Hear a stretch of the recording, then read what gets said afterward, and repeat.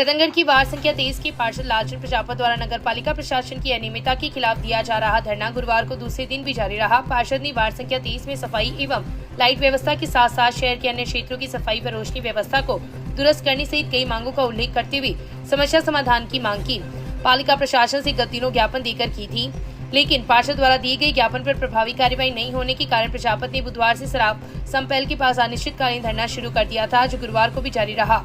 गुरुवार को धरना स्थल पर गोविंद प्रसाद, गोपाल मलिंडा, निजामुद्दीन, हनुमान सिंह, बबलू मंडार, संवरमल मंडार, मनोज पिपलवा, झाबरमल प्रजापत, ओम प्रकाश दैया, रामतार मलिंडा, भागीरथ मंडार, महावीर प्रसाद दानोदिया, जितेंद्र अलारिया, यशपाल प्रजापत, विकास स्वामी, घनश्याम प्रजापत, मनोज मेघवाल, पवन कुमार झाझड़िया सहित कई लोग पहुंचे तथा धरने में अपना समर्थन दिया। श्री गांधी निकेतन में विद्यार्थियों के सर्वांगीण विकास के लिए गुरुवार को एक सकारात्मक प्रयास शुरू किया गया है। संस्था के इस प्रयास के अंतर्गत शैक्षिक वर्ग की छिपी हुई प्रतिभा अभिरुचियों को आगे बढ़ाने के लिए स्कूल प्रशासन ने विद्यार्थियों के साथ मासिक पत्रिका का शुभारंभ किया। इस पुस्तक का मुख्य उद्देश्य बच्चों में छिपे मन के उद्गार, कविताएं, विचारों, विभिन्न कलाओं में निखारना है, जो आगामी समय में अनवरत जारी रहेगी।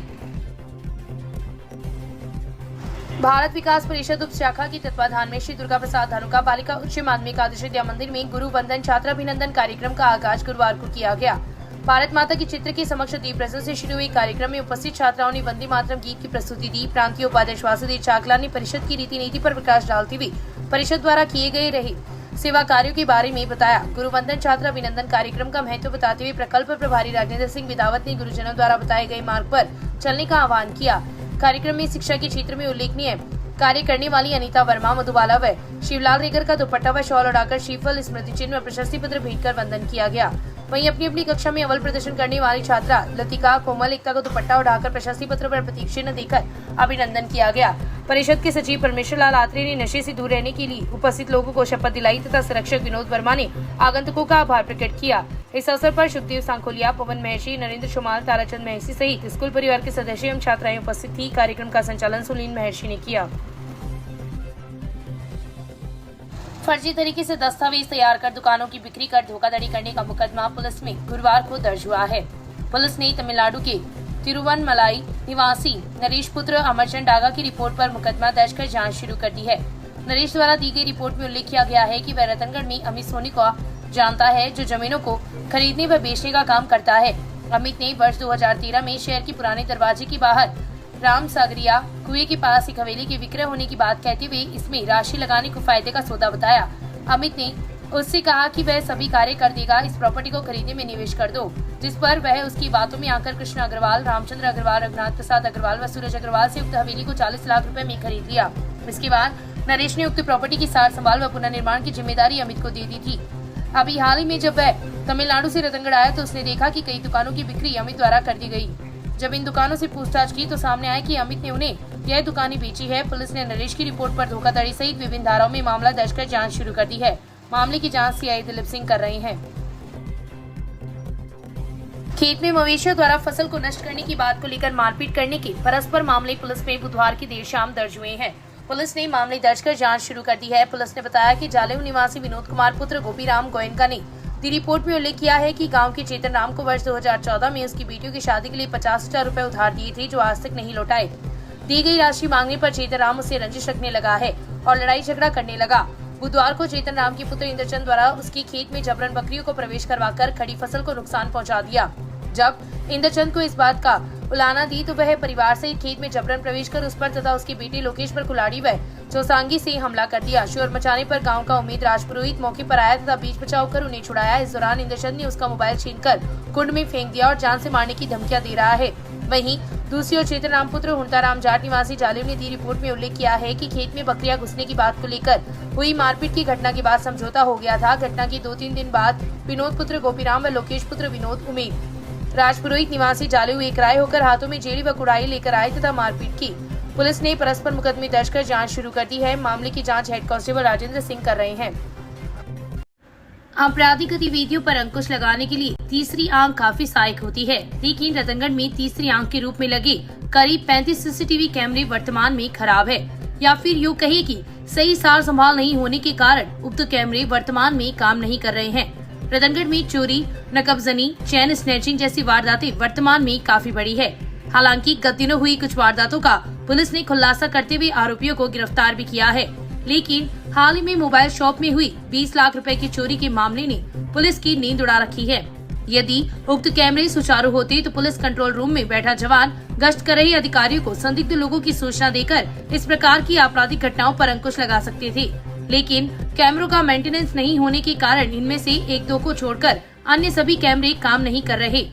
आइए इस घटना को लेकर लोगों की क्या राय है, जानते हैं उनकी जुबानी। चोरियों के देखते हुए जो दानदाताओं ने जो कैमरे लगाए थे वो आम पब्लिक, आम नागरिक की सुविधा के लिए लगाए गए थे, लेकिन प्रशासन और जिस दानदाता ने कैमरे लगाए उनके बीच में क्या एमओयू हुआ ये मुझे याद नहीं है। लेकिन जिस व्यक्ति ने भी ये कैमरे लगाए आज तक उनकी न तो कोई देख रेख हुई है और न ही वो कैमरे चल रहे हैं। तो मैं भी ये पूछना चाहता हूँ प्रशासन से भी, क्या आम पब्लिक की जिम्मेदारी है क्या कि उनको कैमरों को दुरुस्त करवाए? या तो दानदाता के पैसे नहीं लगवाने चाहिए थे, या जो भी अधिकारी या जिस पद में ये लगाए गए तो उसके हिसाब से उनको कैमरों की देखरेख होनी चाहिए थी। आज कल जो बॉम्बे ये उस पे चोरी हुई है मोबाइल पे, और उससे पहले भी मैं देखता हूँ कि यहाँ सिहागों की चोरी हो गई, पंडितपुर में ये महर्षियों की यहाँ चोरी हो गई, और दिन प्रतिदिन ये वारदातें बढ़ती जा रही हैं। क्या प्रशासन या राजनेता या कोई भी इसे संज्ञान नहीं लेगा? क्या इसकी जिम्मेदारी भी आम नागरिक की है? मेरा ऐसा मानना है कि आजकल जो चोरी की वारदातें रतनगढ़ के अंदर बहुत ज़्यादा बढ़ गई हैं। उनसे बचने के लिए, उनसे सुरक्षित होने के लिए जो कैमरे दानदाता द्वारा देखे थे उन्हें पुनः वापस रिपेयरिंग कराया जाए, उन्हें ठीक कराया जाए। और उसके अलावा जो रतनगढ़ के जो मुख्य मार्ग हैं, मुख्य स्थान है, वहाँ पर और अधिक कैमरे लगाए जाएँ ताकि चोरों के अंदर एक खौफ बैठ सके तथा पब्लिक अपने आप को सुरक्षित महसूस कर सके। रतनगढ़ में काफ़ी टाइम से, लगभग 3-4 सालों से कैमरे खराब है, जो कि भामाशाहों के सहयोग से लगाए गए थे, पुलिस प्रशासन द्वारा लगाए गए हैं। वो खराब होने की वजह से शहर में लगातार चोरी की वारदातें ज़्यादा हो रही है, चेन स्नैचिंग हो रही है, और कैमरे खराब होने से पुलिस द्वारा इनको बराबर पकड़ नहीं पा रहे हैं, इसकी व्यवस्था दुरुस्त नहीं है। अगर कैमरे सही हो जाते हैं, CCTV कैमरे सही होते हैं, तो पुलिस प्रशासन को अन्य भी वांछित गतिविधियों में भी सहायता मिलेगी और इन चोरी की वारदातों में बहुत कमी आएगी। तो मैं पुलिस प्रशासन से जोर निवेदन करूंगा कि ये कैमरे दुरुस्त करवाएं, जिससे आम जनता को सहायता प्रदान हो। शहर में जो कैमरे लगे हुए हैं वो कोई काम के नहीं, क्योंकि अपराध करने के बाद में भी कोई अपराधी पकड़ में नहीं आता। सब ऐसे ही होकर हो रहे हैं कैमरे। दानदाता जो दान करते थे वो कोई यूजफुल नहीं रहा। इस संबंध में क्या व्यापारियों द्वारा कोई मांग की गई है? व्यापारी ने कहा था मीटिंग में यहाँ कैमरे सुचारू रूप से चालू करें। आपको बता दें कि भामाशाह दिनेश कुमार अजीत सरिया द्वारा रतनगढ़ के प्रमुख स्थानों पर उक्त कैमरे लगाए गए थे। करीब 2 वर्षों तक इनकी सार संभाल भामाशाह द्वारा की गई, लेकिन उसके बाद इन कैमरों की सार संभाल नहीं होने के कारण ये नकारा साबित हो गए। वर्तमान में कैमरे केवल शोपीस बनकर रह गए हैं। कैमरे खराब होने के बाद इनके मेंटेनेंस के लिए पुलिस अधिकारियों ने व्यापारियों का सहयोग भी मांगा था। तत्कालीन पुलिस अधिकारियों ने व्यापारियों की बैठक थाना परिसर में आयोजित कर वस्तुस्थिति से अवगत करवाते हुए कैमरों की सार संभाल के लिए सहयोग मांगा गया, लेकिन व्यापारियों द्वारा केवल आश्वासन ही दिया गया था, जिसके कारण एक एक करके सभी कैमरे नकारा साबित हो गए। वर्तमान में CCTV फुटेज देखने के लिए पुलिस को व्यापारिक प्रतिष्ठान या फिर अन्य निजी कैमरों की मदद लेनी पड़ती है, जिसमें कई दफा संदिग्ध व्यक्ति रिकॉर्ड नहीं हो पाता, क्योंकि व्यापारी वर्ग अपने प्रतिष्ठान की सुरक्षा के लिए उक्त कैमरे लगाते हैं, जिसमें केवल उनका प्रतिष्ठान ही स्पष्ट रूप से दिखाई देना आवश्यक है।